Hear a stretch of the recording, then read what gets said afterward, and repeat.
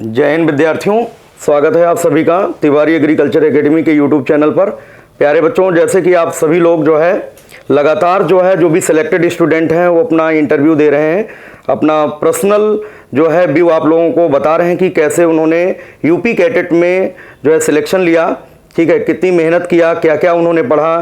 तो उसी सीरीज में आज हम आप सभी का परिचय कराएंगे श्रेया सिंह से। श्रेया सिंह का एडमिशन सीएसए में हुआ है। इनकी कंबाइंड यूजी रैंक 494 है, ठीक है। तो आप सभी लोग जो है बहुत ध्यान से इस इंटरव्यू को सुनिएगा। और श्रेया सिंह के साथ में इनकी मम्मी भी हैं, और मम्मी भी काउंसलिंग से लेकर के और एडमिशन तक लगातार यूट्यूब चैनल के माध्यम से और लगातार हमसे बात करती रहीं कि कैसे काउंसलिंग होगी, कैसे आगे का क्या स्टेप होगा। तो सारा कुछ जो है तिवारी एग्रीकल्चर एकेडमी से गाइडेंस मिलता रहा, और उसी का परिणाम है कि श्रेया सिंह को सीएसए यूनिवर्सिटी मिल चुका है पेड सीट पर, और अपग्रेडेशन का भी फॉर्म इन्होंने डाला है। उम्मीद है इनको जो है फ्री सीट सीएसए मिल जाएगा। तो आपका परिचय कराएंगे श्रेया सिंह से, जिनकी बहुत अच्छी रैंक है, टॉप 500 के अंदर इनकी रैंक है। तो इसका मतलब यह है कि आप इनसे जो है कुछ न कुछ जरूर सीख पाएंगे, क्योंकि 2021 में जो विद्यार्थी बैठने वाले हैं तो उनको क्या पढ़ना है, कैसे पढ़ना है, ठीक है, वो सारी चीज़ें जो है श्रेया सिंह से जानिए आप सभी लोग। तो श्रेया सिंह बेटा जो है आप अपना इंट्रोडक्शन से शुरू करिएगा। कितनी आपकी रैंक आई है, कौन सा आपका ग्रुप है, ठीक है, आपका एडमिशन मिला है, ठीक है, और तिवारी एग्रीकल्चर एकेडमी का क्या गाइडेंस रहा है, वो सारी चीज़ें जो है अपने जूनियर्स को, अपने फ्रेंड्स को बताइए आप। हेलो, मैं श्रेया सिंह हूँ और मेरा एग्रीकल्चर में हुआ है सीएसए में, और पीसीबी ग्रुप है मेरा, ठीक है।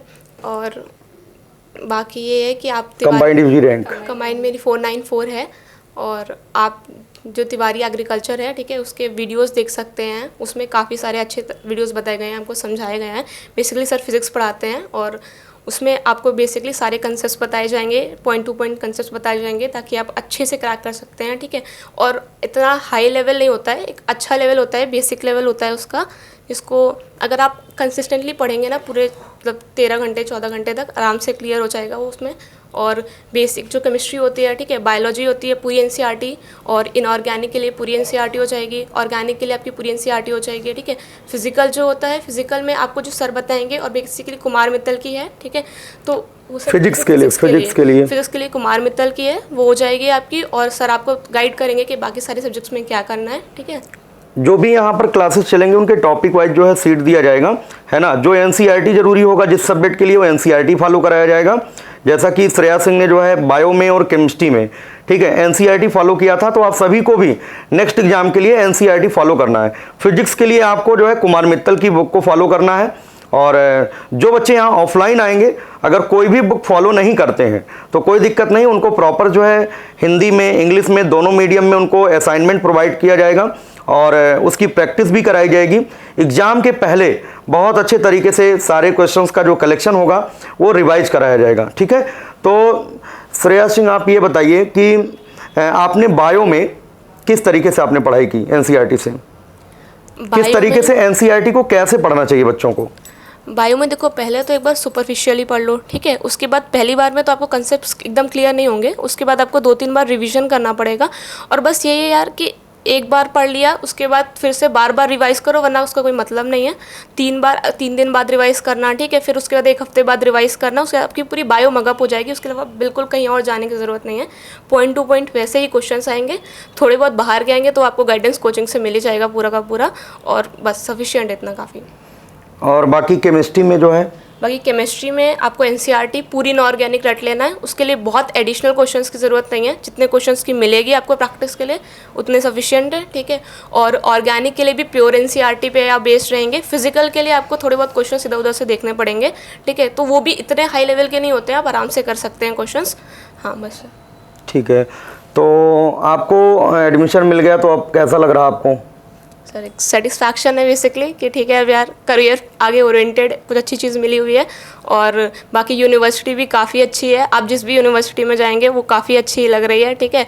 और एक अच्छी चीज़ आपको गवर्नमेंट कॉलेज में मिल रहा है, एग्रीकल्चर का स्कोप भी काफ़ी है आगे चल के, तो बहुत सही। अच्छा, ये बताइए कि अगर जो है काउंसलिंग की प्रक्रिया तिवारी एग्रीकल्चर से पता ना चला होता आपको, तो क्या आपको यहाँ पर मिलता सीएसए में? जी सर, बिल्कुल नहीं मिल पाता, क्योंकि तो ठीक है, ये चीज़ जो है पर्सनल जो एक्सपीरियंस है, ठीक है, क्योंकि जो भी काउंसलिंग के बारे में सारी चीज़ें था, तो इनके मम्मी से हमारी बात होती थी।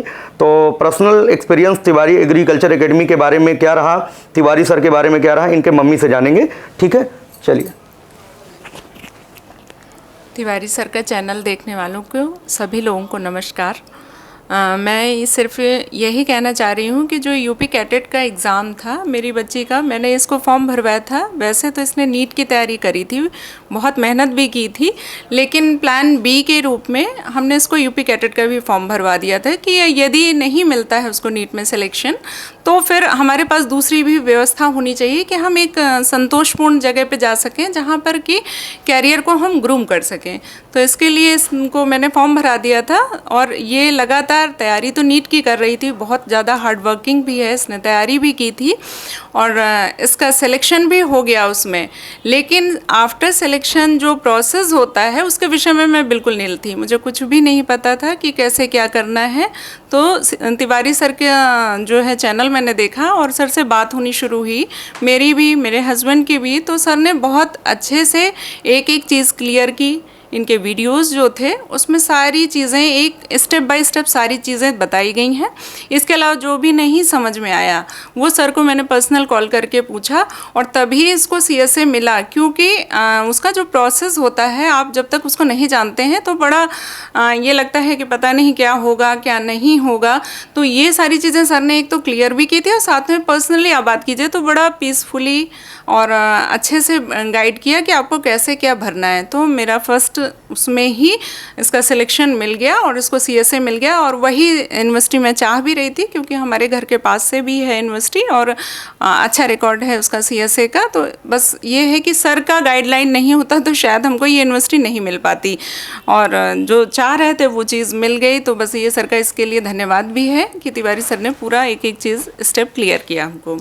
ठीक है मैम, बहुत बहुत धन्यवाद आपका। बहुत खुशी की बात है कि आज जो है बच्ची का एडमिशन हो गया है और आप जो है संस्थान आई हैं, अपना पर्सनल एक्सपीरियंस जो है बच्चों के साथ शेयर कर रही हैं। अच्छा, दूसरी बात यह है कि अभी 20 अक्टूबर को हमारा जो है बैच स्टार्ट होने वाला है। तो जो बच्चे जो है आना चाह रहे हैं, जो पेरेंट्स जो है हमारे वीडियो को देख रहे हैं, आपकी बात को सुन रहे हैं, तो उनसे आप क्या कहना चाहेंगी? क्योंकि इतने अल्प समय में आपने इतना एक्सपीरियंस किया हमारे बारे में, तो शायद आपने पूरा चैनल भी देखा होगा, सारी चीज़ें देखी होंगी और यहाँ पर भी आप देख रही हैं। तो उन अभिभावकों से क्या कहना चाहेंगे, वो अपने बच्चे को ऑफलाइन के लिए यहाँ पर भेजें या ना भेजें?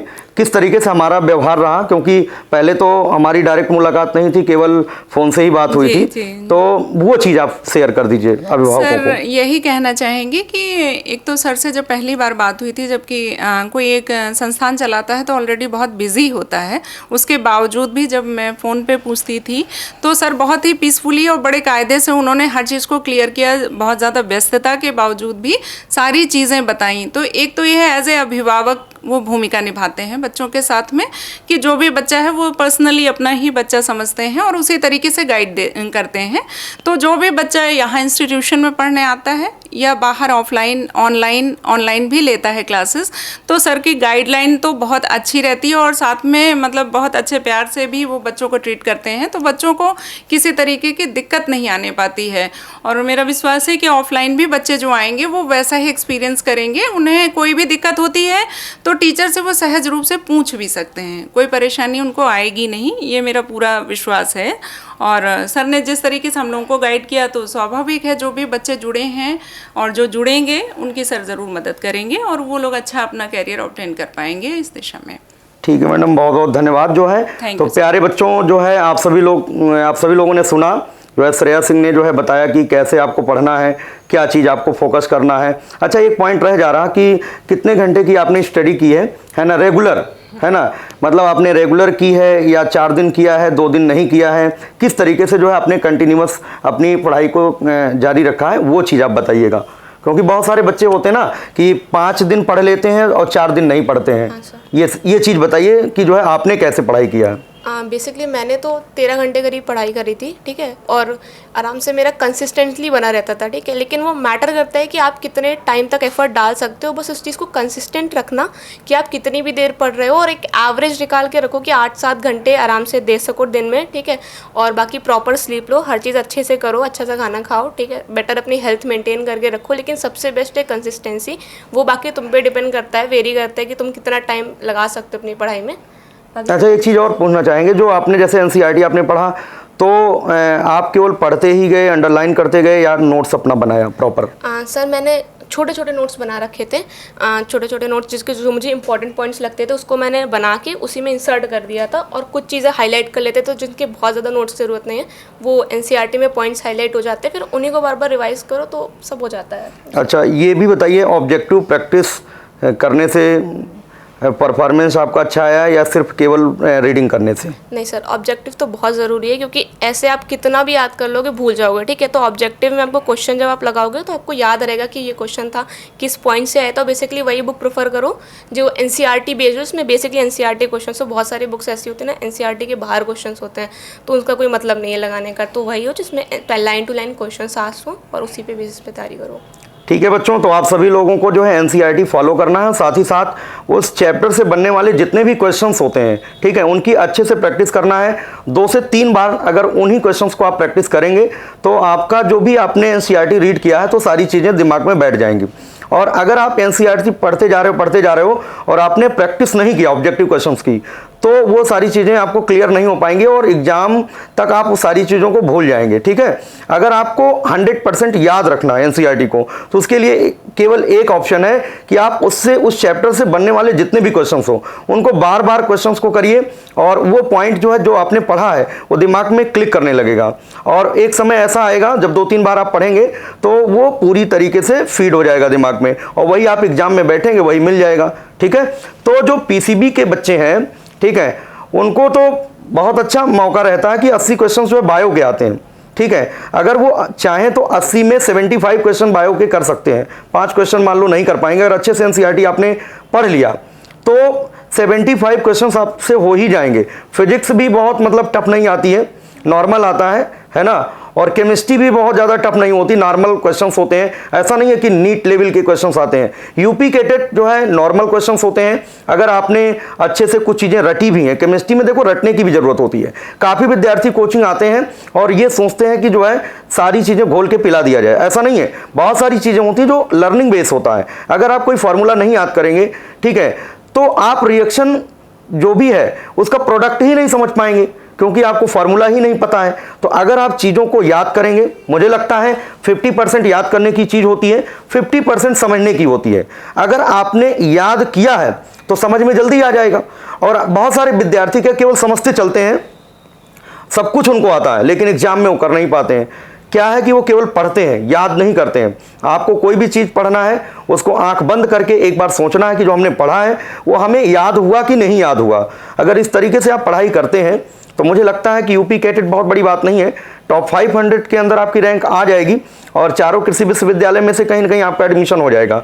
बहुत सारे बच्चों की रैंक जो है ज़्यादा आ गई है, और जिन बच्चों की रैंक ज़्यादा आ गई है और वो सेकेंड काउंसलिंग का वेट कर रहे हैं, तो सेकेंड काउंसलिंग तो कराएं। साथ ही साथ अपने समय को वेस्ट ना करें। अभी भी लगभग 6 महीने का समय है, आप अच्छे से तैयारी में लग जाइए, ठीक है। जैसा कि इंटरव्यू हम दिलवा रहे हैं कि बच्चे अपना व्यू बता रहे हैं आपको, क्या पढ़ना है क्या नहीं पढ़ना, सारी चीज़ें। अगर आप उसी पैटर्न पर पढ़ाई करते रहेंगे तो शायद 2021 का जब एग्जाम होगा, उसका जब रिजल्ट आएगा तो सेम आप आकर के यहाँ पर इंटरव्यू देंगे और यही सेम चीज़ आप भी बता रहे होंगे, ठीक है। बाकी जो भी विद्यार्थी किसी भी विश्वविद्यालय में सेलेक्ट हुए हैं, अगर कहीं से तिवारी एग्रीकल्चर एकेडमी का सपोर्ट रहा है तो उन सभी विद्यार्थियों का मोस्ट वेलकम है। वो सभी आएँ, संस्थान आएँ और अपना पर्सनल जो है इंटरव्यू दें, पर्सनल एक्सपीरियंस उनका क्या रहा, ठीक है, कैसे उनको सफलता मिली, वो ज़रूर बताएं, जिससे आने वाले उनके जो जूनियर्स हैं या जो उनके मित्र हैं जिनका सिलेक्शन नहीं हो पाया है तो भी मोटिवेट हो सकें और नेक्स्ट एग्जाम को क्रैक कर सकें। ठीक है बच्चों, मिलते हैं नेक्स्ट इंटरव्यू में नेक्स्ट स्टूडेंट के साथ। ठीक है बच्चों, धन्यवाद।